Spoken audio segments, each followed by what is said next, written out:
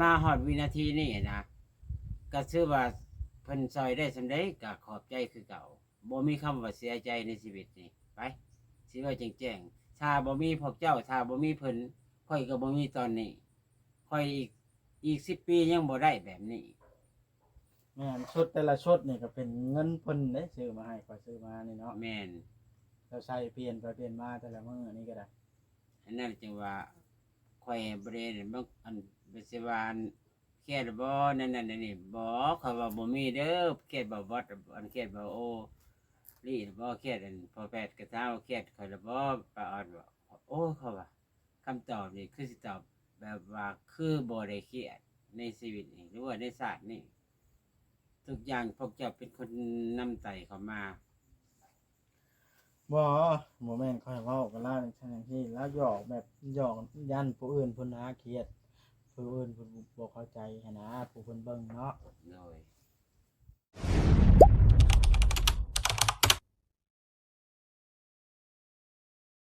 อ้าวพี่น้องเอ้ยโดยเปิดภาพขึ้นก็ได้มายินดีกับป้าออดขึ้นบ้านใหม่พี่น้องเอ้ยอ้าโถป้าออดแช่ถ้วยบ่วงบ่นี่ป้าออด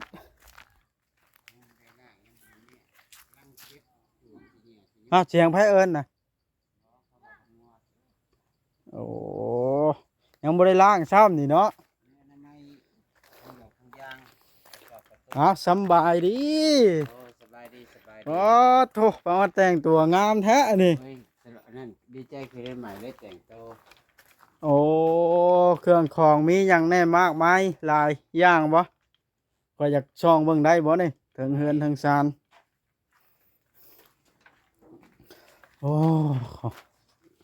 ว่าสิมาขึ้นก็บ่ทันป้าออดเอ้ยคาเวียกบ่เป็นหยังอ๋อเนาะมีพระพร้อมบ่ฮะโดยหันปะโอ้กว้างคักเฮือนเจ้าเนาะ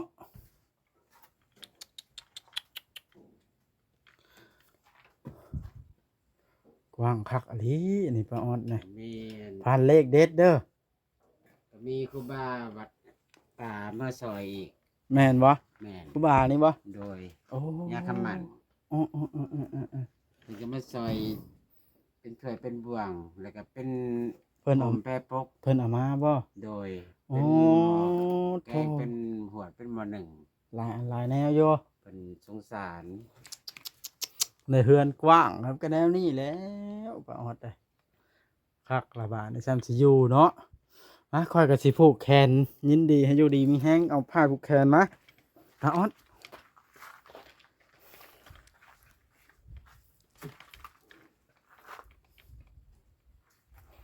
โอ้จงไว้แบบนี้ก็พอดีได้ป้าถ้วยป้าบ่วงคักอะลีนี่เนาะเด้พี่น้องเอ้ยตำบักหุ่งบักฮ้อยลาบมัดลาบหมูโอ้อยากกินเด้อ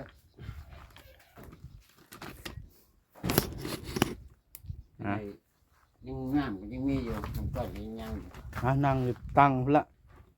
เดี๋ยวจะไหนจังไงเสิร์ฟน้ำมันจะกิน เห็นให้ป้าแต๋วเพิ่นมาขึ้นน้ำอยู่บ่ มา มาเฮ็ดกินเฮ็ดอยู่เนาะ จนชอบบรีเพิ่นไปจนในเมืองเพิ่นมาจะเศร้าครับ เห็นให้คือได้ข่าวว่าเคลียร์กันลงตัวแล้วบ่เรื่องให้กันนะแล้วบ่กับ สิ ป้า แล้ว แต๋ว สิ นะ เท่าละว่าของเล็กๆน้อยๆเนาะ ฮะ ของเล็กๆน้อยๆเขาว่าโอ้ยก็อย่าแล้วเพิ่นเจ็บเพิ่นไข้อย่าซื่อซาเอ้ย โอ้ ไม่สบายเศร้าเศร้าเศร้าอะ สิผูกแขนหั่นนี่จะบอกเลขข่อยเด้อเจ้านอนเฮือนใหม่เด้อแมลงเลขออกไหน ยังบ่ได้ฝันเลยนะ ข่อยถือ6โตนี่เด้อข่อยแฮงอุบนี่ จ้า โอ้ยข่อยเสียเงินเช่าเลย4,800จ่ายค่ารถแต่งรถเอาควานรถให้เครื่องในใหม่ เดี๋ยวจะนี้ บ่รถคันอยู่เพื่อนเขามาบาทนะสิพูดนี่นะให้กวาดนี้ให้กวาดนี้เด้อปลาออดบาทนี่งายขึ้นดีกวาดเข่าดีกวาดเข่าขวัญเจ้าจงมาโฮมเด้อจากนี้ต่อไปบาทนี้ขอให้เจ้าเจอสิ่งดีๆอยู่ดีมีแห้งความเจ็บอย่าได้ความไข่อย่ามีในบาทนี้ป้าแต๋วเอ้ยขอให้เจ้าอยู่เพื่อน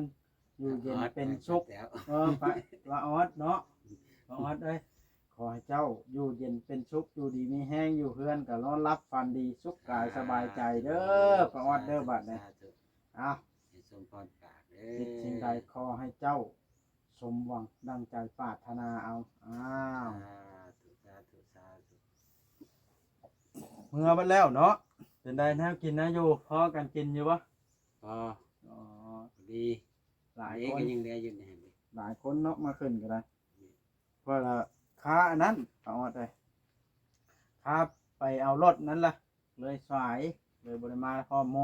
ก็บ่ว่าได้เนาะ แม่นโยคอยก็ว่าจากมาให้มันทันหมู่พร้อมกันแล้วพร้อมกัน เพิ่นเคยหยอกเจ้าหมู่บ้านเพิ่นก็ว่ามาแซวก็จะแซว ฮะไผแซว หมวดสุดเจ้าแหละ เฮ้ยสิเป็นยังหยอกกันแฮงดีแล้ววะใครกว่าบ่หยอก โอ้ ได้ ย ก็ เขา ว่า ว่าอยากสร้างกันน่ะซื่อๆเขาว่าอยากสร้างภาพมันเป็นอันซื่อ ใครกว่าบ่หยอกได้เฮาหยอกกันเพราะว่าได้ ๆ เนาะ แม่น คันแบบว่าเห็นกันบ่หยอกกันมันก็ อยากสร้างภาพในอันนั้นซื่อๆนะแบบสร้างให้พวกเพิ่น F2FC ยังเบิ่งแบบว่า ป้านี่ก็ยังอะไรอยู่เนาะว่า โดยก็บ่ได้มีผู้ใด นั่นนี่นะแบบว่ายังแบบว่ายังมีความหักมีความหมักนะความหมายถ้าคนเบิ่งก็ได้แต่แท้จริงกันกะ หยอกกันเนาะ หยอกเจ้า โอ้ย เจ้าก็แบบว่าบ่ให้น้อยใจ เฮ้ยแฮงดีแล้ววะก็ออนหยอกกันคำบ่หยอกนั่นติข่อยน้อยใจ จังได๋จะคิดว่าจริงจังมันบ่แม่น ว้ายปะออนน่ะข่อยมันบ่แม่นเด็กน้อยได้ปะออนได้ข่อยใหญ่ละ30กว่าปีแล้วข่อย เนาะ ก็ได้ เว้าบ่มันจบทุกอย่างคืนที่เฮาแล้วก็คืนที่เจ้าเนาะบ่มีความหมาย ก็หยอกกันไปสิหายกันบ่แม่นแนวบ่แม่นหยอกเด็กน้อย2-3ปีจังสิ หายเครียดเนาะ เดี๋ยวอยากสร้างภาพพจน์ขึ้นซื่อ ก็เคยได้ยินว่าทีมงานเว้าว่าเรื่องเฮ็ดห้องน้ำของหยังในยุทธบ่ ๆจู้ไว้ก่อนว่า เออ เจ้าเพิ่นว่าสีนี่ก็ยังบ่แล้วมันบ่แม่นว่าข่อยบ่อยากแล้ว มันเป็นได้ มาเมื่อวานนี่ก็เจ้าเนื้อเจ้าซานเก็บไม้เก็บตอกย่างยายสายหยังมาปั๊มเจ้าก็จะเจ็บแอวเจ้าบางใหญ่จะก็เบิ่งอันเด้ เพราะล่ะบ่ทันมีเวลาบ่ โดยนึงมาก็น้ำมันก็ยังบ่ได้ตะกี้ว่าพอแปดเพิ่นสิซื้อใหม่กันบัดนี้ครับบางทีก็สิไปหาซื้อเองมาเฮ็ด มาทาตัวนี้ แม่น ตอกใส่ผ้าแล้วสิทาแบบใดซะนี่ตอกใส่แล้วนะ ก็สิทาไปตามมุมมองของมัน เอ่อ ก็ ขอยว่าหาซื้อเอาผู้ดินดอนนะครับอันเกลือมาแล้วขุดขมลง บ่อันนั้นเฮา ใช่แล้วบ่ มีวิธีแล้วเรื่องเฮ็ดอันนี้เพราะว่าเราก็เคยปลูกผักปลูกมันมีแล้วข่อยซื้อสิอันพุยสิดา อ๋อ ตอนส่งปลูกผักยังอยู่แต่ว่าก็สิจำคำจะไว้เลยเนาะมันมีเกลือมีแผบมีหยังก็ลงขุม แม่นกันพวกคันเฮากันพวกบ่ได้นี่ กันหมด นั่นแหละกันดอกเบิดเฮือนเนาะ แม่นมันต้องเฮ็ดอยู่แล้ว แต่ว่าให้เป็นขั้นตอนสุดท้ายมันแล้วสิก่อนซะ เรียบร้อยเรียบบาทนี่ แม่ เนาะ น เฮือนนี่ขึ้นได้ขึ้นนอนขึ้นแรกบ่แมลงนี่ สิแม่นแล้วเพราะว่าขึ้นมื้อนี้ เฮือนเก่าได้เห็นยังไงบาดเฮือนของเขาส่งเขาก็ จะบอกอำลาไปเด้เขาบอกคนแหละก็ยังเป็นพี่เป็นน้องกันคือเก่า บอกเพิ่น ว่า แล้ว เสียมุกเสียใจกัน เพิ่นจะเฮ็ดพ่อแม่ก็เฮ็ดเนาะแล้วแต่เพิ่น เรียกแต่ว่ายัง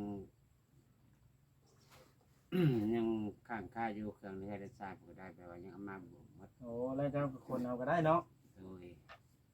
แต่ยังบ่ได้ปาบ่ได้ทิมกันดอกแบบเป็นคนหักคนแพงกันคือกัน อืม เพิ่นก็ดี จะไปเห็นพ่อมีแนักกินได้อยู่เพิ่นเกินกินเฮาบ่อยากก็บ่กิน อืม ความหมายก็ได้กับลูกเต้าเพิ่นบ่ได้กระถือกัน อืม คงเคยติดกันมาแต่นานปีเลยบ่แมันติดเดี๋ยวนี้ติดกับพ่อคนนี้มาตั้งเป็น10-20 ปีแล้วได้ เนาะ แม่นจังได้สรุปพ่อผมเป็นแบบว่าไปทางใดก็อยู่นํกันคือเก่า อืมมีแต่ว่าบอกเพิ่นขอบใจเพิ่นเนาะที่เคยผ่านมาให้ซอยบัดนี้ได้เฮือนเฮาแล้วเฮาก็อยู่เฮือนเฮา แม่นเฮาก็บ่ได้ลืม มศาสตร์ประมาทคนเท้ามีเป็นมนา จะได้บอกกับไผเว้าหยังก็ค่อยนะแล้วว่าอันค่อยสร้างเจ้าบ่ นะก็เห็นในคลิปเว้าไปใช่ไล่แต่ค่อยเรียกให้ลาวอยู่เว้าไปตัวทีบเนาะ อันเราหยอกอยู่เนาะแต่แบบว่ามันตากล้องมันมุมมองแหละบัดนี้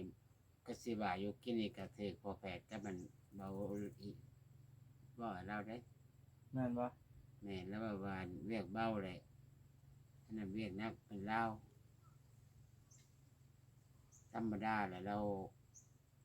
คันจักตากล้องกันเลยสิ่งที่ควรเว้าถึงเว้า แม่นสิ่งที่ควรหยอกก็หยอกสมควรบ่หยอกก็บ่หยอกมัน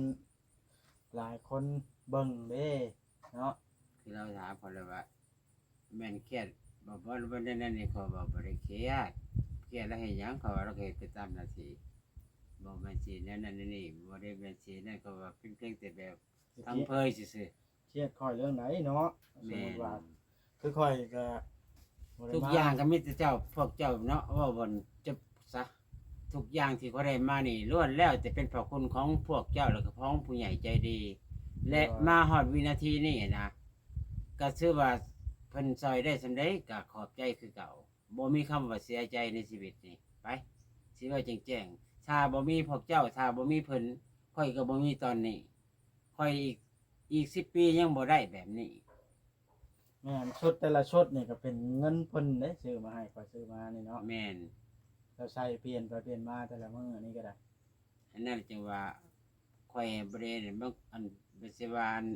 เครียดบ่นั่นนี่บ่เขาว่าบ่มีเด้อเครียดบ่บดอันเครียดบ่โอลีบ่เครียดอันพอแพทย์ก็ถามว่าเครียดค่อยละบ่ปาออดบ่โอ้เขาว่าคำตอบนี่คือสิตอบแบบว่าคือบ่ได้เครียดในชีวิตนี่หรือว่าในศาสตร์นี่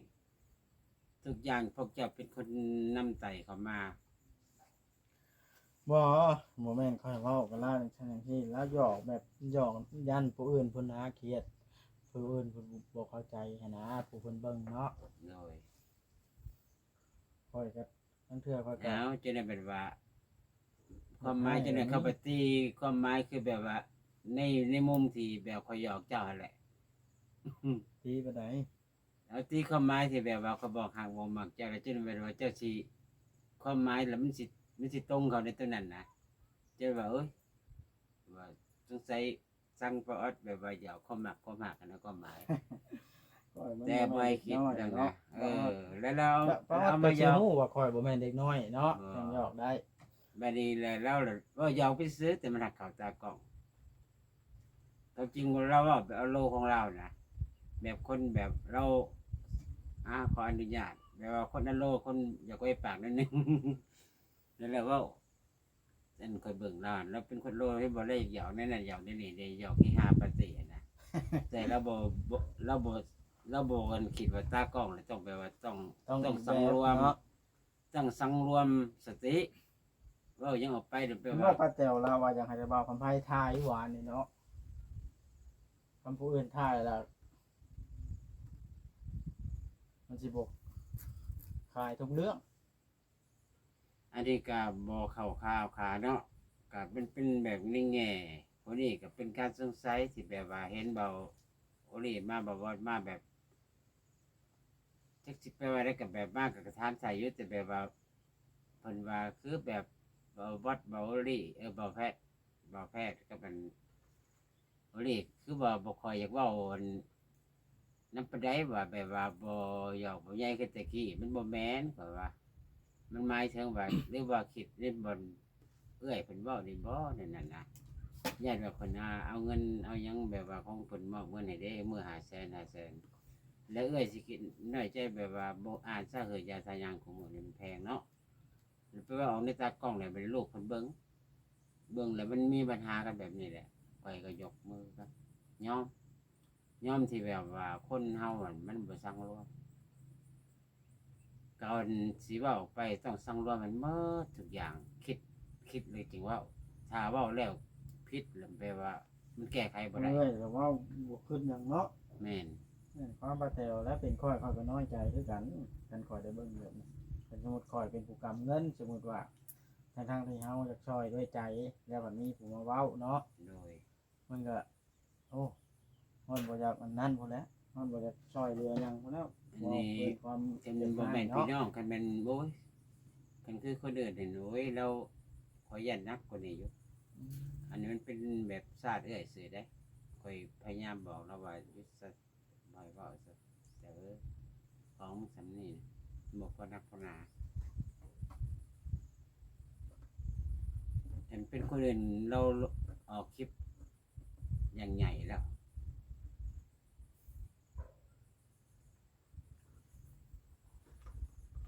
เห็นแปลว่าเลยแบบว่าให้เราแบบว่าโอ้ยอย่าเว้ามิแต่ว่าหยุดเว้าไปกับกันเห็นได้มันก็คือกันแบบว่ามันแทนติดเทือนพี่น้อง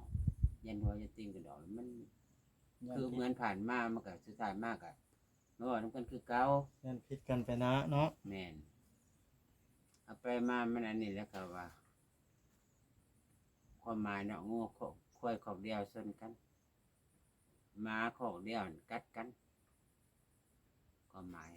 แบบมันหลุดมันเวลามันนั่นผลปูอันนั้นแล้วมันเรียกว่ามีหยังก็อยากให้คอยเว้า อืมแท้ขึ้นเพื่อนใหม่คือบ่เห็นผ่ายผู้แขนแล้วจะตัดออกเบิดแล้วบ่ บ่ได้มีไผผูก บ่มีใครพูดเลยคน เลย เอาแลมันยินดีนำซื่อๆโอ้ จังว่าก็เลยไปว่าเพิ่นว่าเอ้าบ่ได้นั่นบ่ประจำกินข้าวแล้วก็บอกอยู่เด้ว่ากสิมัดแขนกับมัดก็โอ้ยบ่เป็นหยังคือว่าเดี๋ยวบริบูรณ์แล้วเพิ่นมาสำนี้ก็ดีใจแล้วนะเดี๋ยวนี้ อืม ดีใจจนว่าบ่อยากดีแหละเพิ่นเอาสินไปอาหารนี่มาให้นี่ก็โอ้ยภูมิใจแล้วบ่แม่นสิว่าในนั้นในนี่บ่มีคิดเด้อข่อยหา โดยดีใจ เจ้าก็จื้อ สุด ไว้ ๆ แล้ แล้ว วเนาะ บ่เลย โด บ่ ย คิดนำจักดีของแบบนี้ บ่ได้คิดเครี คื ย อ ด เจ้า ไป นี่คือกันแบบว่า มาแห่งดีแห่งดีใจ เห็นหน้าเห็นตาพอยังเป็นคนที่เบียดกัน โดยคนเฮาเนาะพวกชายถ่ายคลิปนี่เนาะคันสมมุติว่าแล้วแต่ผู้หลักผู้ใหญ่เพิ่นได้คันสมมุติว่า แต่ละคนเนาะเพิ่นผู้ใหญ่เพิ่นอยากให้ไผเนาะได้หน้าได้ตาเพิ่นก็ให้ผู้นั้นเป็นสะพานบุญหั้นนะ บ่แม่นสิว่านั่นนี่แหละแต่แบบ ไม่ว่า อยากได้ดัง แล้ว ใจ แต่ผู้ใหญ่เพิ่นได้ ได้ก็ตามเพิ่นเสร็จเพิ่นสอยเลยเนาะ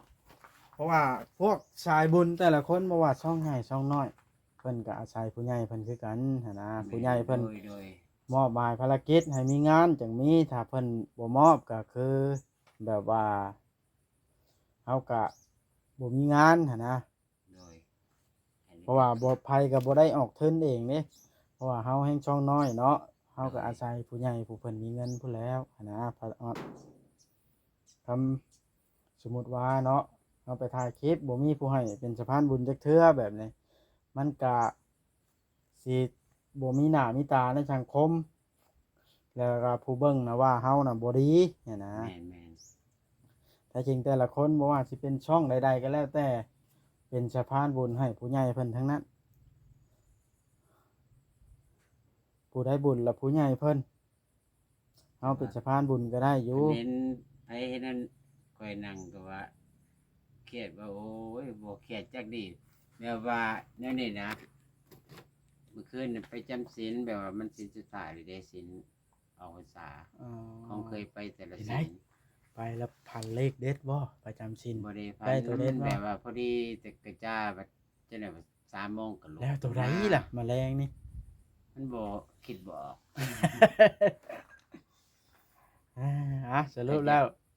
ดีใจน้ำป้าออดได้ขึ้นเพื่อนหน่อยนอนพันดีบาทนี่อยู่ดีมีแห้งชุกกายสบายใจเด้อป้าออดเด้อ โดย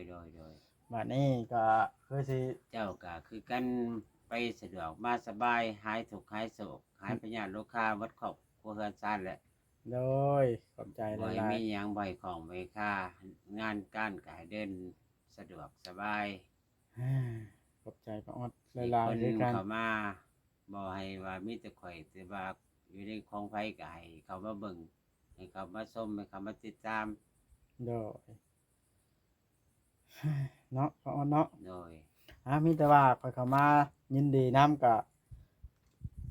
บ่มีหยังหลายป้าออดก็สิประมาณนั้นละเพราะว่าข้อยก็เข้ามาเทื่อหนึงแล้วผมหันมันเป็นหลายคนมันแหละย่านแบบว่า หมู่สิกวนหมู่เวลาถ่ายคลิปอะนะ โดย หมู่ก็จำพลาดไปครึ่งหนึงแล้วมันสิบ่เข้า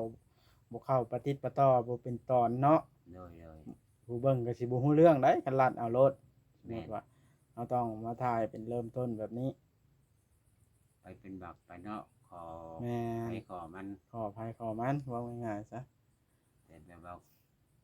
ความหายความหยังอันบ่มีเด้อบ่ให้พวกเจ้าน้อยใจยินดีต้อนรับ ย่านไผหายเดี๋ยวนี้ป้าออด บ่แล่นว่าว่าพวกเจ้าว่า เฮ้ย เครียด บ่ได้สิเครียด นั่น หาย นี่ เจ้า แบบว่าคือแบบบ่โอรีบ่แพทย์ว่ะบ่แพทย์ว่ะบ่แพทย์ว่ะบ่ออดอันป้าออดเครียดข่อยบ่ว่ะ บ่แม่น กระทำหยอกหั่นละแต่ละ โด ค ย น แบบ เนาะ ว่ามาโลดยินดีต้อนรับ บ่อัดประ ผู้ ตู ใด ใช่ มา บ่ ก็แบบว่า